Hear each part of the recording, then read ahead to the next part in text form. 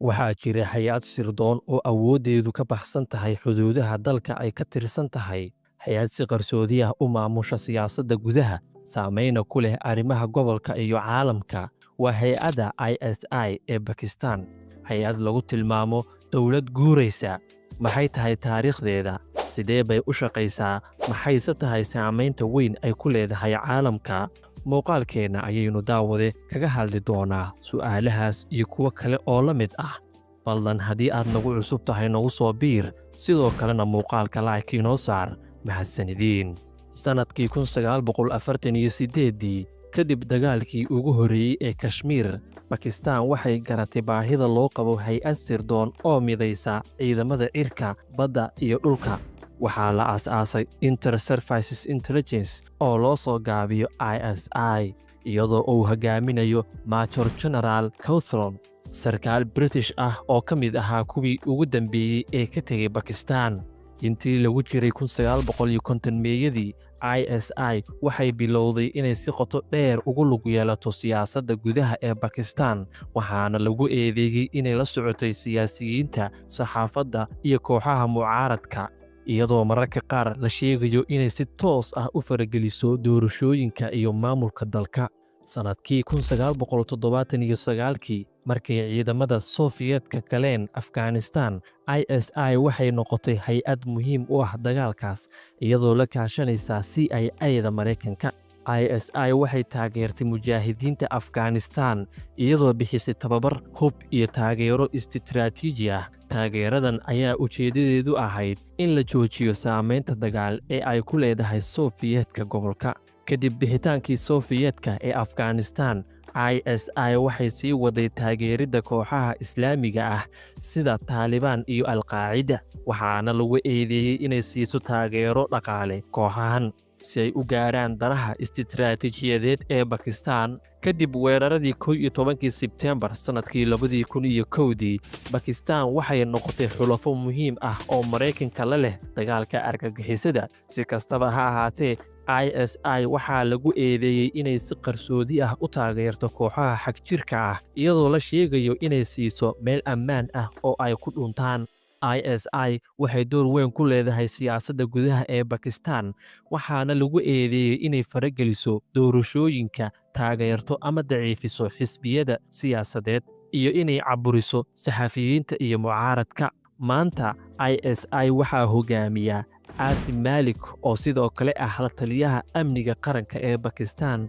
Hay-addu waxay sii wadaa inay door muhiim ah ka ciyaarto arrimaha gudaha ee dibadda ee Bakistan, iyadoo la socoto isbeddelada siyaasadeed, amni iyo istiraatiijiyadeed ee gobolka. Hay-adda ISI waxay leedahay taariikh dheer oo muran badan leh, iyadoo ay jiraan guulo ay gaartay. Haddana waxaa muhiim ah in la eego doorkeeda mustaqbalka Bakistan iyo gobolka guud ahaan. Su'aasha taagan ayaa ah, ma noqon doontaa ISI hay-ad u adeegta danta guud, mise mid sii wadata siyaasadaha qarsoon ee muranka dhaliyey?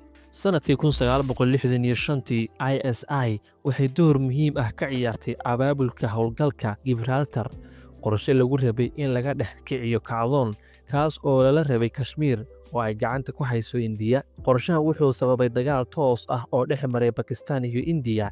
Inkastoo ISI ay ku rajo weyneyd guul istiraatiiji ah, haddana dagaalkii wuxuu noqday mid aan laga adkaan dhinacna, balse wuxuu khashifay jilacsanaanta qorshaynta sirdoonka ee Bakistan. Sannadkii 1971 markii Bangladesh ay u dagaalantay madax-bannaanida, ISI waxay isku dayday inay burburiso dhaqdhaqaaqii muqtibaahini, iyadoo adeegsanaysa xasuuqyo iyo howlgallo qarsoon. Balse markii dambe waxay garab ka heshay Indiya.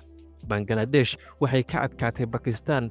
Guuldarradaasi waxay ahayd jab weyn oo ku dhacay ISI, taasoo dhalisay dib u habeyn ballaaran oo gudaha ah.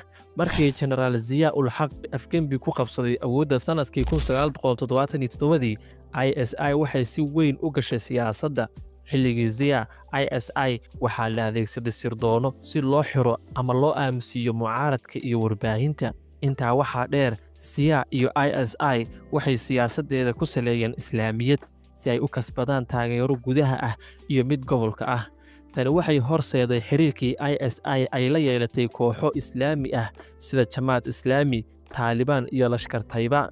Sanadkii 1999kii ISI waxay qayb ka ahayd abaabulka howlgalka Kargil, weerar ay ciidamo qarsoodi ah oo Bakistaani ah galeen ciidanka gaarka ah ee SSG ay ku galeen buuraha Kargil ee dhulka Indiya ay maamusho. Tani waxay sababtay dagaal buuxa oo cirka iyo dhulka ah oo dhex maraya labada waddan. Inkastoo ISI iyo ciidamada Bakistaan ay rabeen in aysan si toos ah ula dagaalamin Indiya, haddana howlgalkii wuu fashilmay, waxaana caddaatay in ISI ay si qarsoodi ah ugu lug lahayd dhibaatadaasi, waxayna hoos u dhigtay sumcadda Bakistaan ee caalamka. Kadib weeraradii 1999 ilaa 2011, Maraykanka wuxuu Bakistaan ka dhigtay saaxiib istiraatiiji ah oo ka mid ah dagaalka ka dhanka ah ee argagixisada.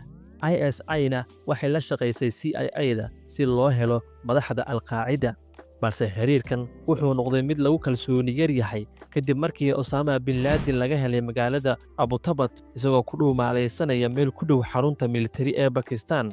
Dhacdadaasi waxay dhalisay su'aalo culus oo ku saabsan doorka ISI. Ma ogeyd halka uu ku sugan yahay mise si ula kac ah ayay indhaha uga laabatay? Waxay ahayd su'aalaha maalintaas la isweydiinayay. ISI waxay weli si firfircoon uga qayb qaadataa arrimaha gobolka. Afghanistan waxay taageertay Taliban, sababtuna waxay ahayd inay abuurto xukuumad dimuqraadi ah oo ay Bakistaan saameyn ku yeelato Kashmir.